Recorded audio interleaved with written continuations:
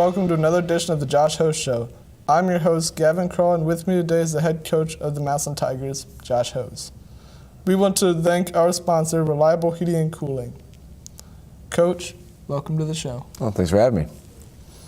After a win at the Costa Cufas Invitational last Saturday night, the Tigers have a record of 6 wins and 9 losses. In last Saturday's win over Warren JFK, your team suffered a key injury to senior Brett Martin. Can you tell us more about that?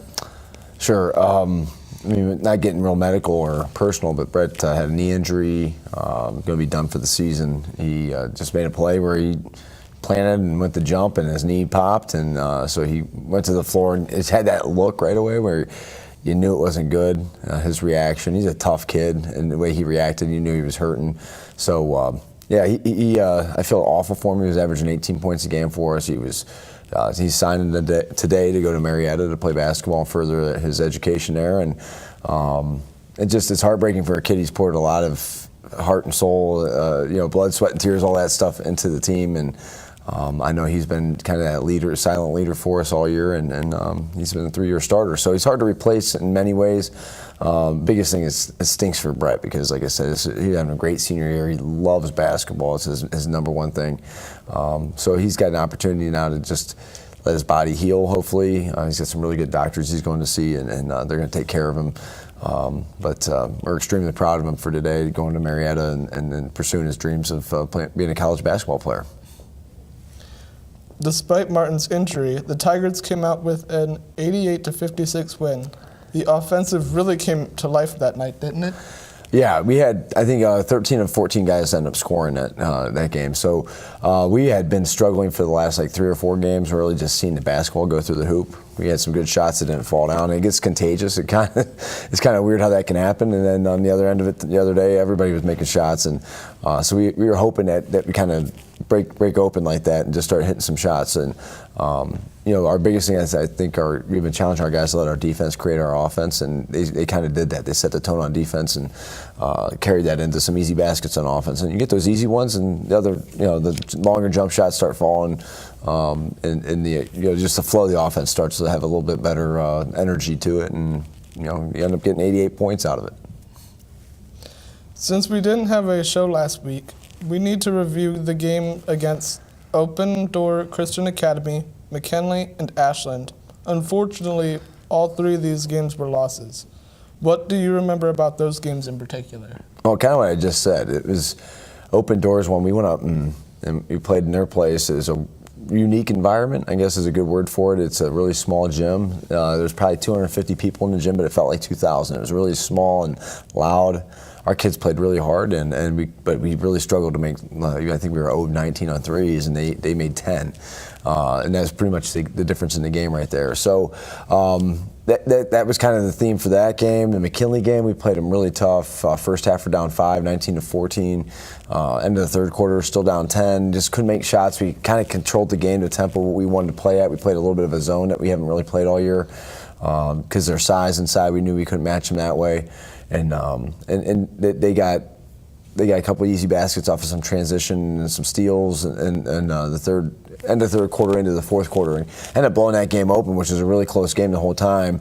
Our kids battled up until about the end of the first 2-3 minutes of the fourth quarter, and then it kind of snowballed on us. They hit some shots, and we continued to struggle. I think we were 1-19 on threes that game. So 2 games in a row we really struggled to make shots. And then the third game you referenced there was Ashland. We went up. We played them tough here. We won right at the buzzer. They're a team that's really hot right now. I think the game before they played us, they were 17-36 on threes against Orville. And again, we probably hadn't made 17 threes in the last month, the way we've been shooting the ball. So we knew it was going to be a challenge, and we went up and played them tough. We had a couple times where we cut to 4 in the first half. They got a big lead on us early, and we cut it back. We were down 13 at halftime, cut it back to 7.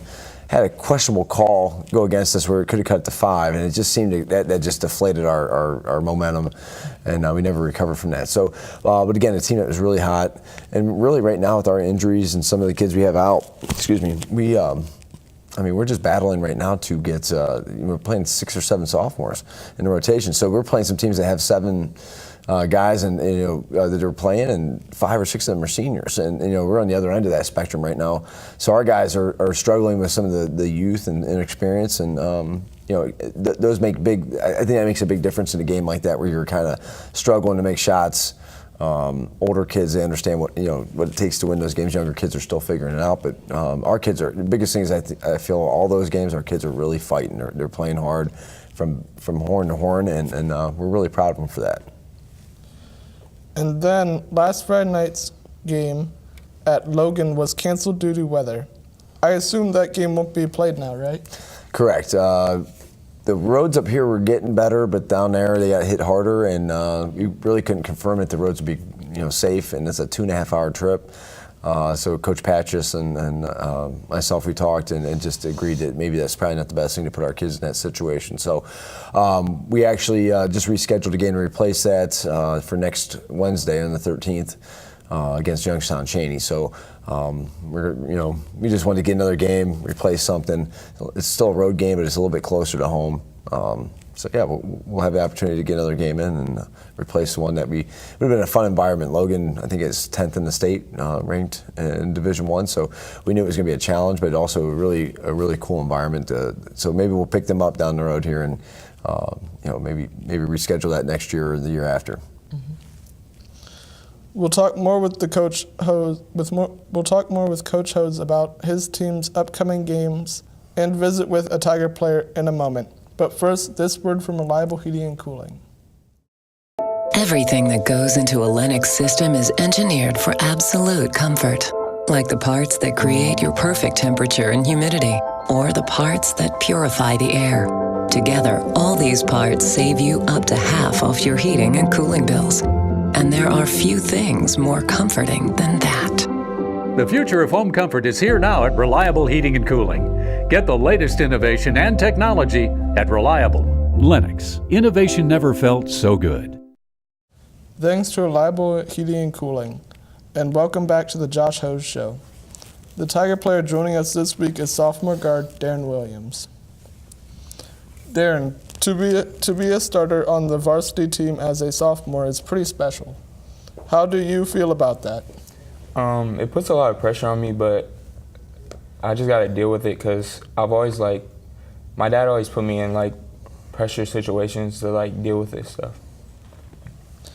Who influenced you the most growing up when it comes to basketball? Yeah, it's probably my dad because, he always pushed me, when we work out, and, yeah, he's just always been a big influence for me.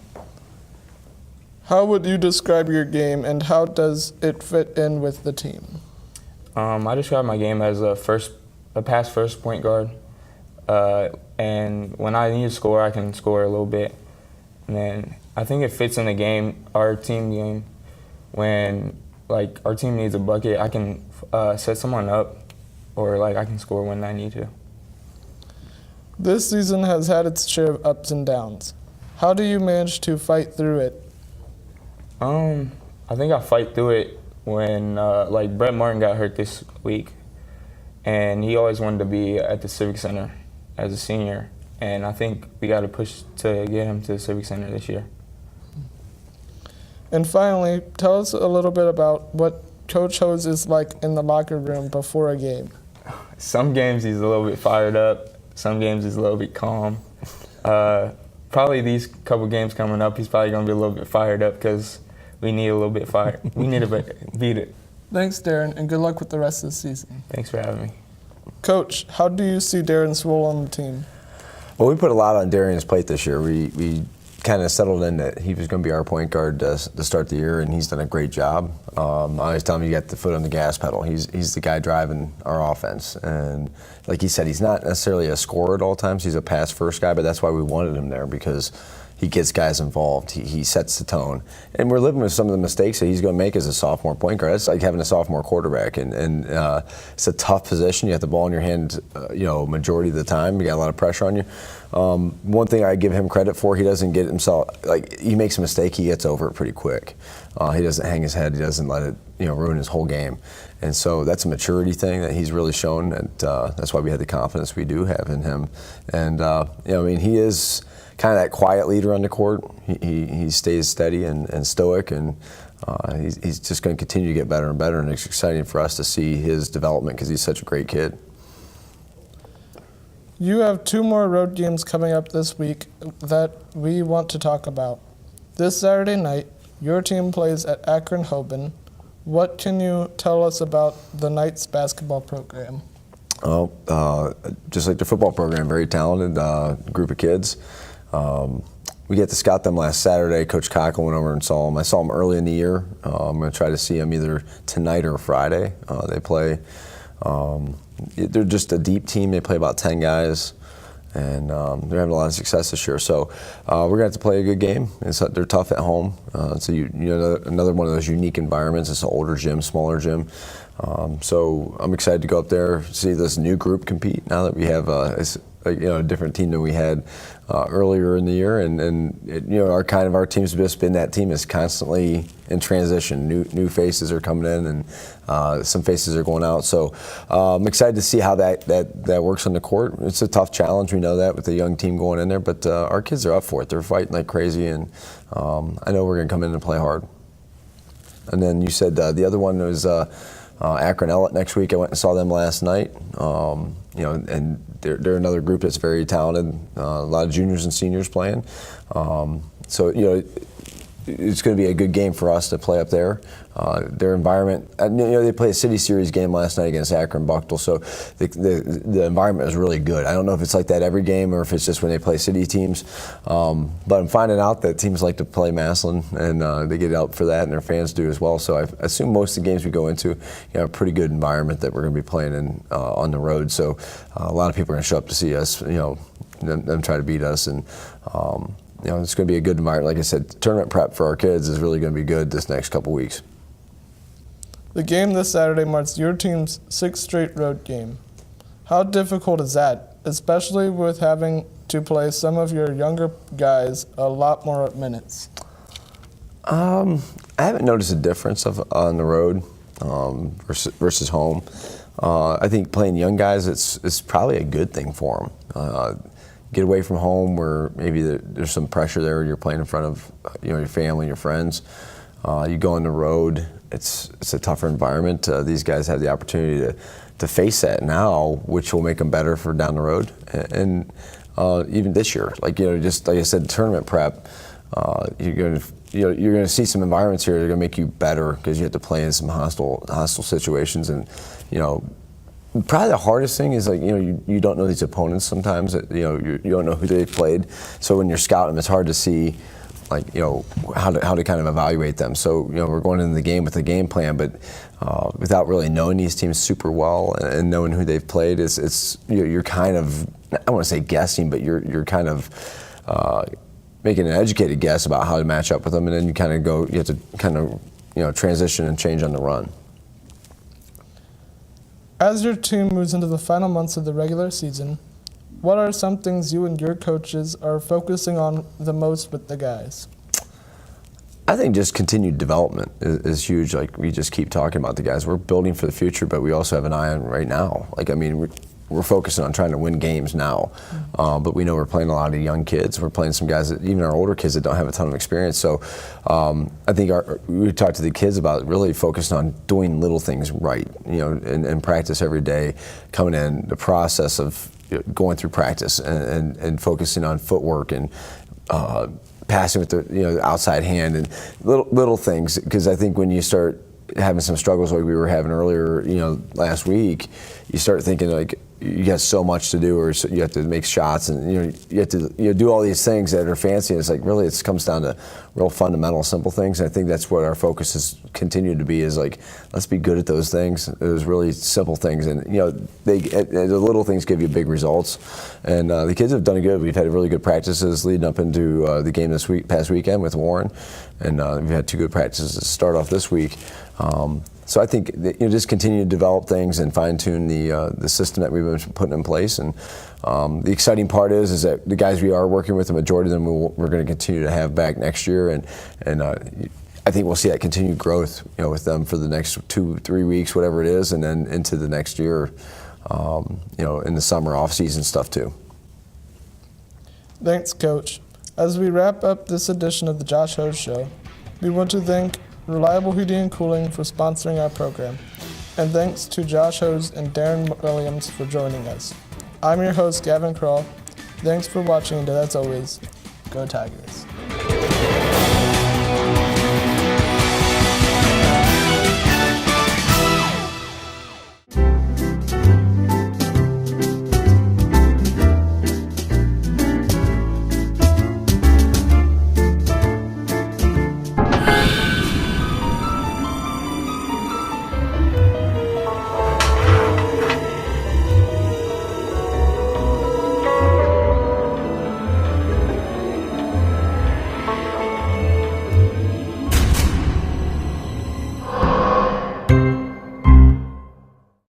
Massillon City Schools is proud to have one of the top career technical education programs in the state of Ohio, recently receiving a #1 ranking of the 93 districts in the area of achievement. Our career technical education department offers 14 pathways preparing students for college and careers. All students have the opportunity to participate and compete in their career technical student organization, as well as obtain valuable experience in the field while earning aligned industry credentials and/or college credit in high school.